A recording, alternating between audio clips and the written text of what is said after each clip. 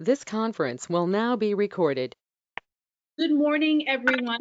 My name is Krista Jones. I'm chair of the WOW Women's Leadership Committee, and I'm so excited to have Barbara Donnellan, former Arlington County Manager, with us to say a few words.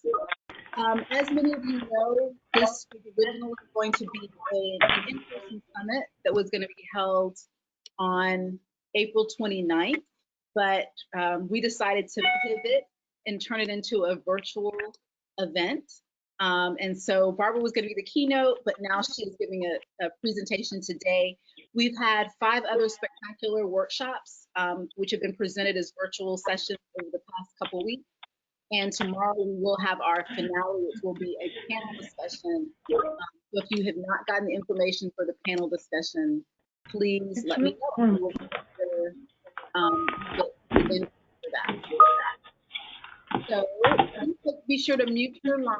Let me go ahead and mute everyone before we get. I want to log you out. I just want to switch users. What's wrong with this? Okay, so Krista, you're going in and out a little bit there. I don't know if that happens to me. How will you let me know? Yes, I can. Yes. Okay. So Ms. Donnellan is president and CEO of Castle Gray Associates LLC, a consulting firm specializing in coaching, leadership development, and governmental affairs. A former Arlington County manager, Barbara began working for Arlington County in 1983. Let me just mute some people. Sorry about that. As a budget analyst and served in many different capacities, and finally as its county manager from 2010 until her retirement in 2015. While county manager, she successfully implemented nationally recognized smart growth planning policies, sound financial policies that earned Arlington County its triple A bond rating, and other policies and programs that give the county national and international prominence as a first-class place to live and work.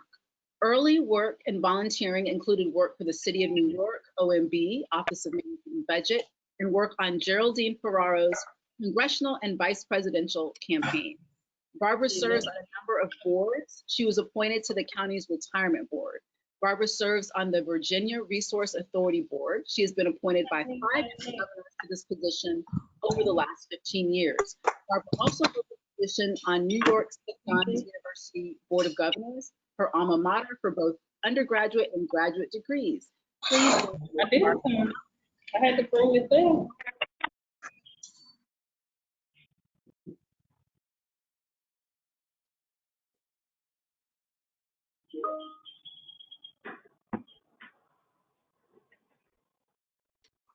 Where'd you go? Are you ready? You can go ahead. Yes. Oh, okay. I was just muting people and I didn't know. Should I wait or should I go? All right, I'm going to start then. This is all new to me too, so we have to figure this out. And if we mess up along the way, I'll get help. But good morning. Thank you for having me talk with you today. It is such a pleasure to be here and to participate in this event during these uncertain and crazy times. As you heard, I'm Barbara Donnellan. I worked for the county for 32 years. I held many different positions, including county manager, and I retired from the county 5 years ago today.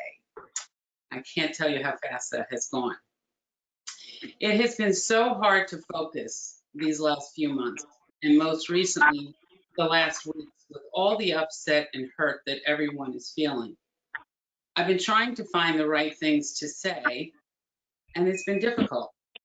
I think I need to start with where we are now with the pain of injustice. All my life, there has been hope that the next generation would live better with one another. We'd celebrate our color, our gender, our orientation. We would embrace our diversity and rise up together and live in harmony. It's just not happened like that. And people are still teaching hate, showing ignorance, and killing people. It needs to stop. So the question is, how best can we as individuals succeed at that? Many have tried before us. Reverend Martin Luther King was probably one of the most effective in his message of hope dreams, and peaceful solutions. Maya Angelou was not only a poet and an author, but a strong woman of humility, and she spoke of forgiveness and love. There has been too much tolerance of hate in these recent years. It was bound to come to this. But we all know this is not a positive outcome for the long term. Never more have I needed to hug someone to console them or make them feel loved. Never more have I wanted to be part of something that works towards a solution for our community. And never more in our lifetime have we been so limited in our personal distancing from one another. This is especially hard for me. I'm an extrovert. We need each other more now than we have before. And it seems like there are limited good outcomes, but I have faith that there will be good outcomes that will take us forward to a new future that will be much better. We will need to work together and make this happen. And it will be adjustment for many. Let's work and pray for good outcomes that improve people's lives. History has shown us that through all of life's difficulties, there are sunrises and sunsets that will be beautiful again. So if I might be so bold as to suggest, you can start where you are to make a difference. Sometimes a thoughtful conversation with a friend or a colleague or a neighbor will help you with getting a new perspective. Understanding and awareness comes with new perspectives. How about you give it a try and learn more about someone you work with that comes from a different background? When I was working in libraries back in the 1990s, I went to listen to Juan Williams. He's an African-American writer for the Washington Post. He had just come out with a new book on his life. He mentioned some things that had happened to him. One thing was his inability to get a cab in DC. Being a Black man in DC made it hard for him to get from one place to another. It didn't matter if he was in a suit or jeans. I was surprised to hear this, but nonetheless, it heightened my awareness to his frustration as this blatant prejudice was facing him regularly. He didn't seem bothered by it. He had more of an acceptance of the way things were. Well, it consumed my mind that night. And I went into work the next day and right into the office of the director, Charles Brown, who, for those of you who remember Charles, he's a big Black man with the gentleness of a giant. And I said, Charles, do you have trouble getting cabs in DC or late at night or here in Arlington? I was a bundle of questions, as I often was. And Charles looked at me and he burst out in laughter.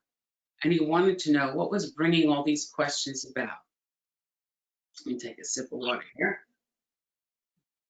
I said, well, I went to the library last night and I listened to Juan Williams. He listed a bunch of things that he encounters daily that are discrimination. And I never gave many of them a thought. It didn't happen to me. This led to one of the most memorable conversations I have ever had with my boss. Charles shared his perspective on many issues that he never spoke of before. I learned so much from him that heightened my awareness of how I could learn to listen and better to diverse staff and listen for problems or issues that were wrong. When we were close to finishing our conversation, I was really upset, and I knew I couldn't fix the pain that people had inflicted on him or other people of color. And Charles looked at me and he said, now, Barbara, I think I'm going to have with you the conversation that every Black parent has with their child so that you know what to expect and how to behave. Who knew that that happened? The parents had to do that. I'm white, and these things were not foremost in my head, but they were now. It was a start to sharing a new perspective. You may not be able to fix everything, but you can learn to be kinder, empathetic, and more appreciative of where people are coming from. We can make a difference with the people around us. I hope you will take time to get to know others around you. We have a lot more in common than we are different. I share this hope for all of you. All right, we're going to the next section. Okay, so how are things going during these difficult quarantine times? Are you noticing how much you can handle more than you ever thought you could? Are you finding the simple chores of life are more difficult to get done? Like in the beginning, where did all the toilet paper go? I mean, seriously. Were you able to find a new hairdo with longer options? Are you ready to kill a family member? Or have you found you actually get along better than you thought? And then there's that cooking at home. Boy, isn't that fun. After 2 weeks at home, cooking every day just for even just the two of us, it was like, this is the most I've ever cooked straight in years. Enough. Time to order out, you know. So some of you have had family members or friends with COVID-19. It's been scary for everyone. We're all navigating new territory, but know this, you're wired for success. So despite the unknowns, most people will get through this pandemic. But I feel your pain if you've lost a loved one. I lost my mother-in-law just before the quarantine, and I know I still need to process this loss. Nothing has been the same since she passed. And there really wasn't grieving time before we had to quarantine. On the other hand, I am so grateful that she's not going through this in a nursing home and that we were able to have a beautiful funeral for her.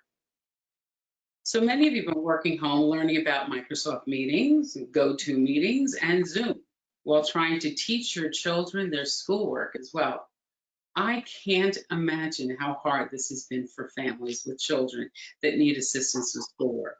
Ugh, but you must have a newfound appreciation for their teachers. So how many of you out there think teachers are overpaid? Not too many. You know, this pandemic has been new for all of us. We have proven we know how to handle this better than we thought.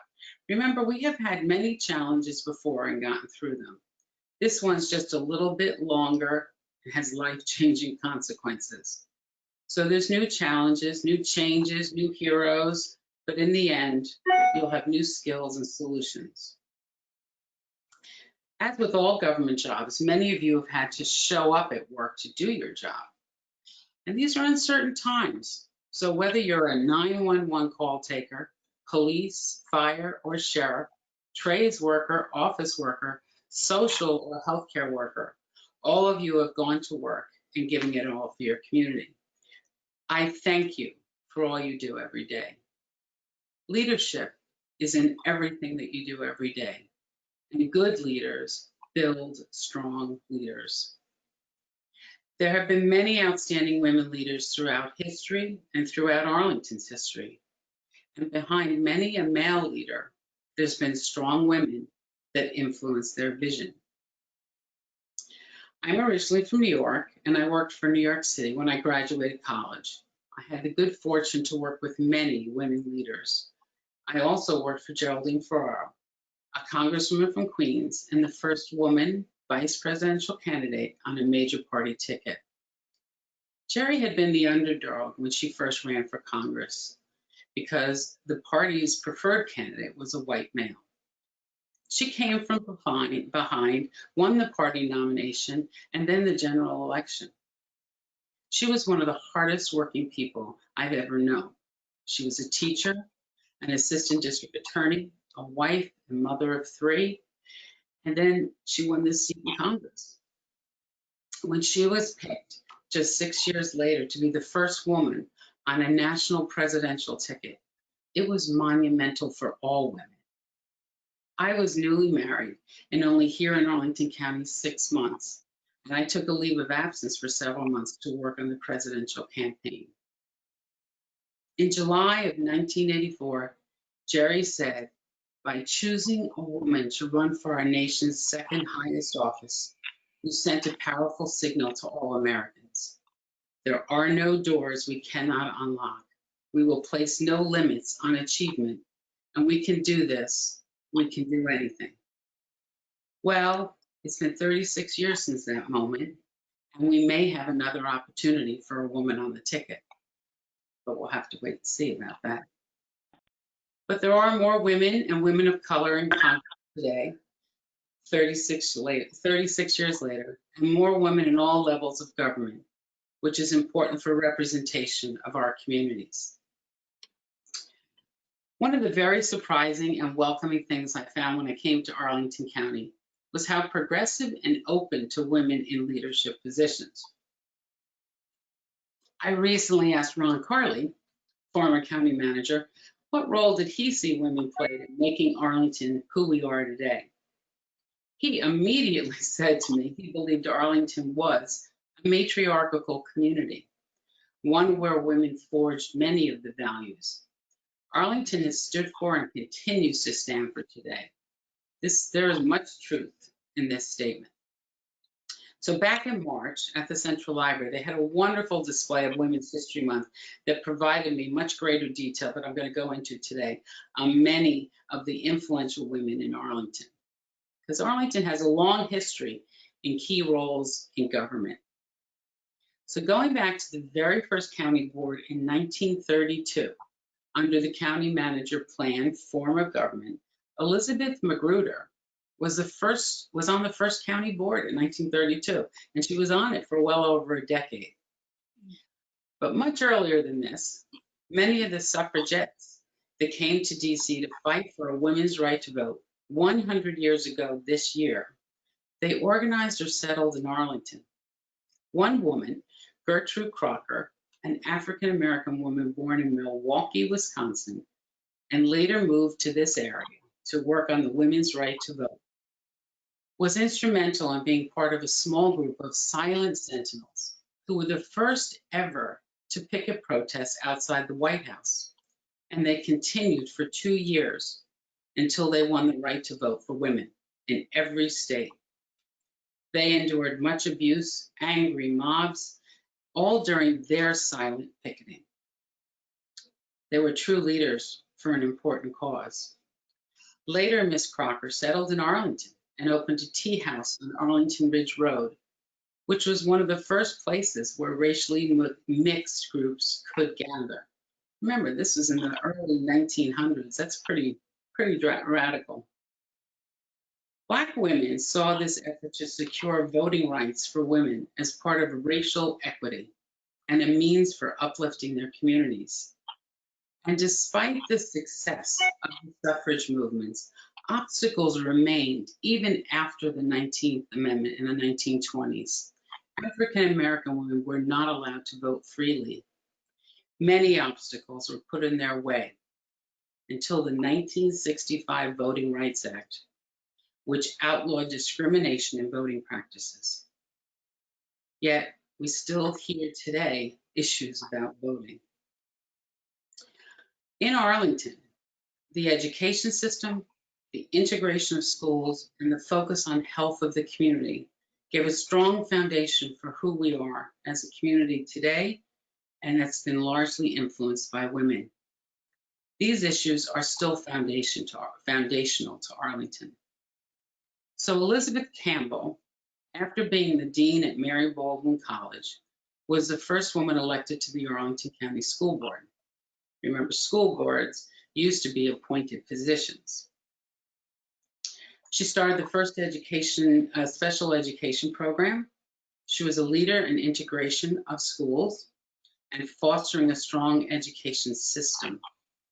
She was the founder of Greater Washington Education Television Association, known as WETA, where she felt using TV as an educational tool would help students learn.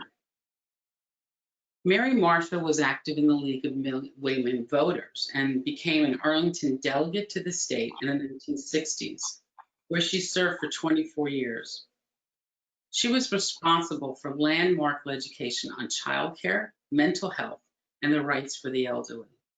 She had a long legacy of her contributions for equity for women, providing health care for the most needy.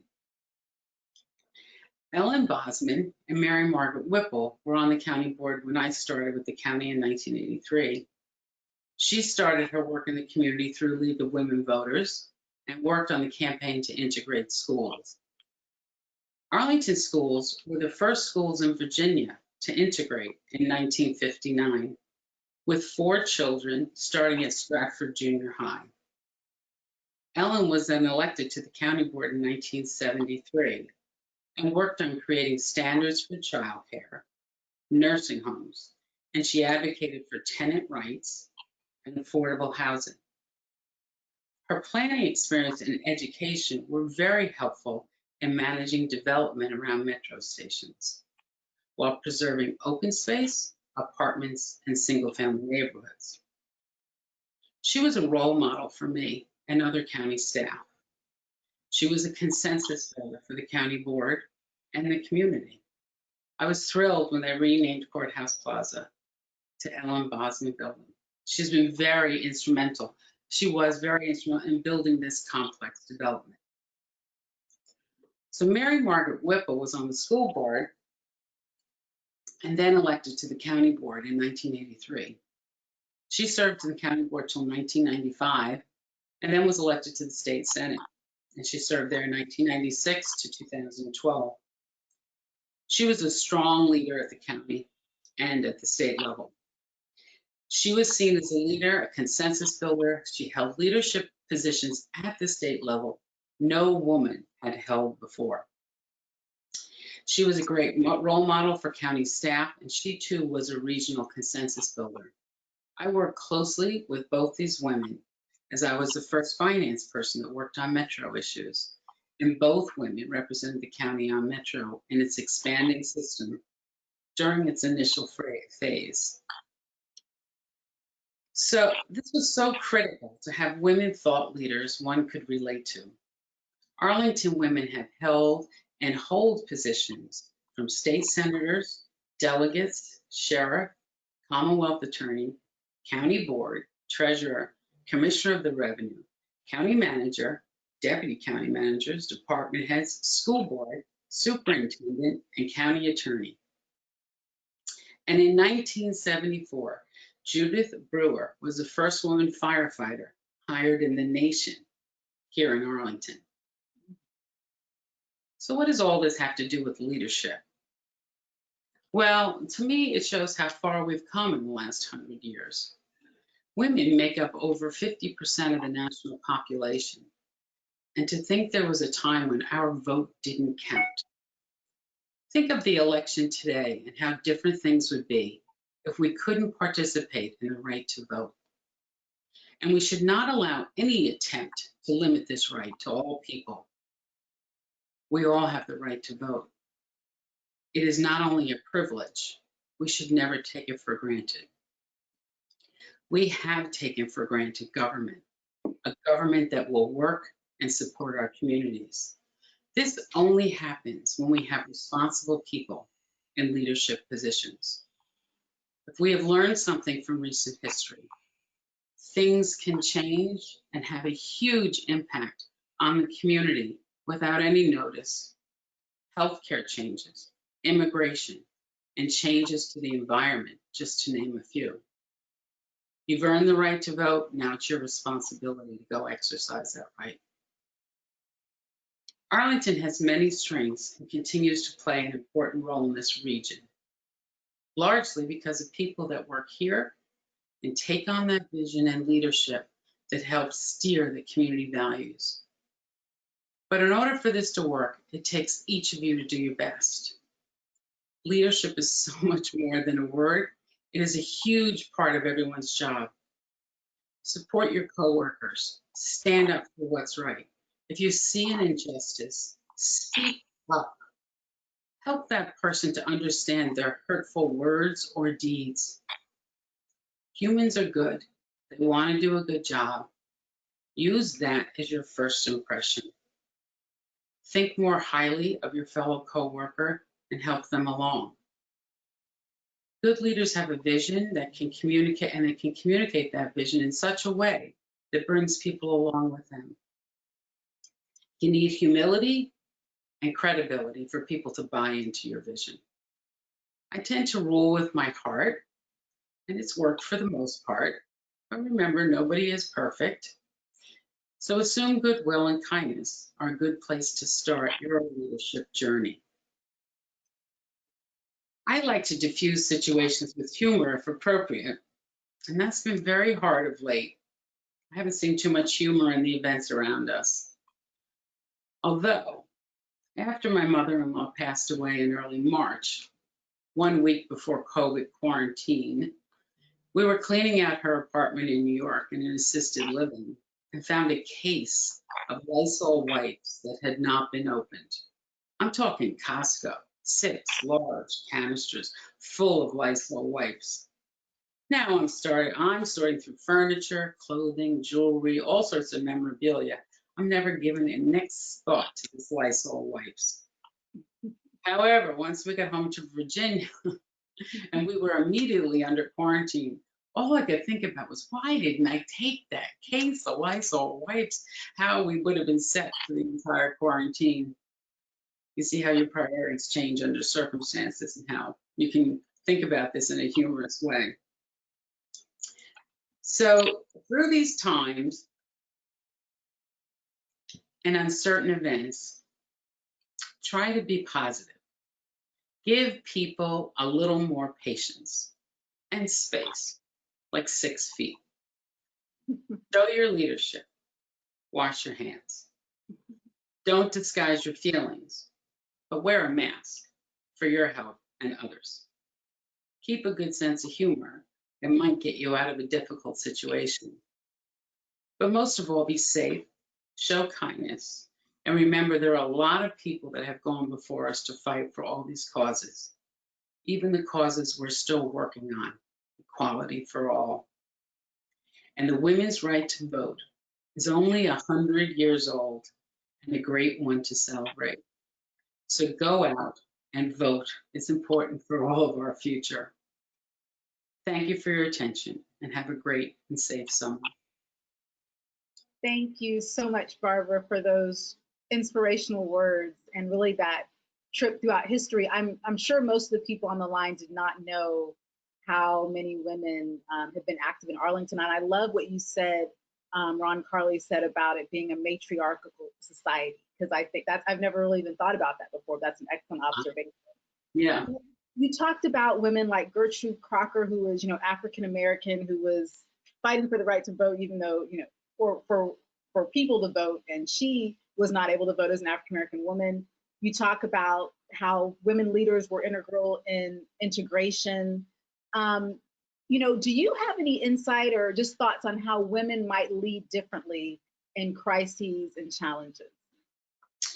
It's interesting. I actually was just reading an article this morning about the women in charge of New Zealand and Germany and, different countries where there's been women in charge, and then they had used teams, they had used empathy, and they used science. And that there's other countries, and I don't need to name any of them, but there are other countries where they've been very forceful, direct, and felt that we're going to be tough on people, and it hasn't had the same outcomes. So I think women tend to, at least, are more empathetic, perhaps. That doesn't mean there aren't male leaders that are empathetic, because I've met many of them. I'm married to one of them, but I think that sometimes it can be looked at as a weakness in women, and I don't think that it really is. And so I think that women lead in stressful situations, and I certainly had quite a few in my time at the county. Nothing like this, but it was something that you bring in the right people to help lead you forward and work with you. And I think women tend to work that way. I don't know if that gets to your question, but I do think that helps. No, absolutely. And I would just like to encourage those on the call to not be afraid to use what you feel is your natural leadership style, which you, Barbara, said is oftentimes a more empathetic leadership style for women. I managed a political campaign last year, and it was a female candidate, and the people around me were mostly women. Now, in politics, there is generally this way that you run campaigns, that you're taught you do it this way. but we knew that we had to do something differently. So to get the numbers, in a low turnout, a traditionally low turnout year. So we decided to do things like, really encourage volunteerism, really incentivize people, really train people, really just be more empathetic and sympathetic as we managed everything that was going on. And it was very successful. So for me, the lesson was, don't be afraid to try something different if you kind of know in your spirit that that's right. So I really appreciate you saying those words. And along those lines, especially now, and you mentioned, how, leading teams, how do we encourage women to lead now, especially? You know, I think that we don't want to have a false belief that because there's more women in different positions that we've kind of checked that box. Mm, There's still issues around how people hear women. And I know I've talked about this before, but you're in a room and you might bring up an idea and then someone else next to you says the same freaking idea. And, then that becomes, oh my God, that was brilliant. And you're like, hey, 5 minutes ago, I said that, remember? And so I think that there's times when we don't get credit for how much that we bring forward and what we say. But I would encourage women, regardless of that, you must be diligent to say what you believe. And you don't have to be offensive about it, but you might even say, I did mention that a few minutes ago. I mean, you don't always have to get credit for it, but you have to be consistently in the middle to have the conversation. And you can also help teach other leaders that they need to hear and listen differently. I think that is so important for diversity. I think it's so important for gender. And I really do believe that people need to learn more about that, especially when you're running meetings. And it's got to be even harder now with these Zoom meetings. I mean, like, how do you get all people to say what they need to say? It's got to be very difficult. So as times change, we have to adapt. that's right. That's right. So now, especially as we've mentioned throughout the morning, is a particularly tense and challenging time to lead at the local level. Considering your experience in terms of municipal leadership, what advice do you have for our current local leaders, and then also the staff who are on the call? Mhm. Well, I think Arlington's actually in a very unique place because we've always attracted good, strong leaders. I mean, I think that we've been very fortunate in that way.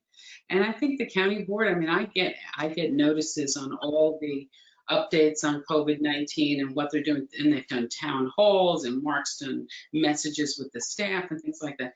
Communication is probably one of the most key important factors to everything that you do. And I think that if you're within your own work team, you can do that. And you can do that within your own department. And you can make sure that you can check in on people. Hey, I hear you've got a kid that's sick. Is everything okay? What are you doing? That's not a sign of weakness. That's really an invitation for conversation and to make sure that everybody's okay, because you're more effective if people are working together than as a strong individual. And I think that women understand that better than most, but you have new circumstances, so you have to be able to figure out new ways.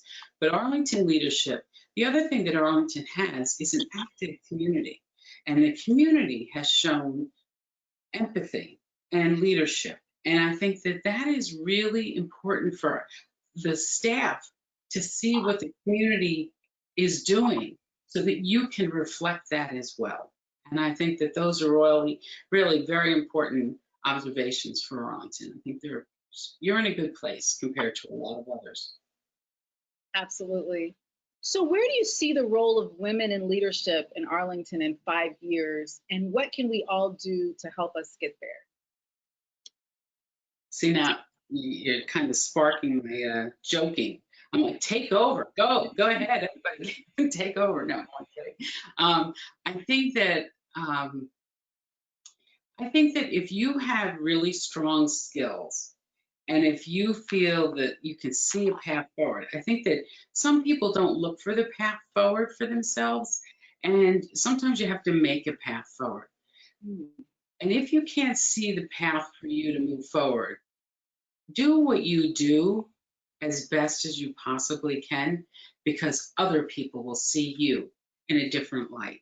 And that's happened to me more than once in the county, that, I didn't necessarily look for a promotion. I was offered, did I want to try something different and do things? People saw things in me that I didn't see in myself. But when you see a path forward and you say, I really want to make myself learn something else or do a new job, then make that a priority. 5 years goes like that. Trust me. 5 years ago today, I was in that office cleaning it out. So I think that it happens. That 5 years can be really long, but if you start working today towards a path forward, you'd be surprised how quickly it happens. 5 years is really a good milestone for actually making a lot of achievements. Absolutely. So we do have a few more minutes left. I know, unfortunately, a lot of people are on the phone instead of online, so they can't put anything in the chat. But if you do have a question, please feel free to unmute yourself or put it in the chat. Any questions? Okay, well, it looks like we don't have any additional questions. Barbara, I can't tell you, I think a lot of us have been looking forward to this conversation with you. It has been so inspiring to see a woman who has achieved the leadership that you have just share your ideas and thoughts with us and really motivate us as a lot of us try to go forward in our leadership journeys. So I really thank you so much for joining us today. And I hope you enjoy the rest of your day. Thank you very much. And this is really very nice that you've had me back twice, and I appreciate that. But I really wish everybody a safe summer and be well. That's all I can say. Thank you. Thank you. Thanks a lot.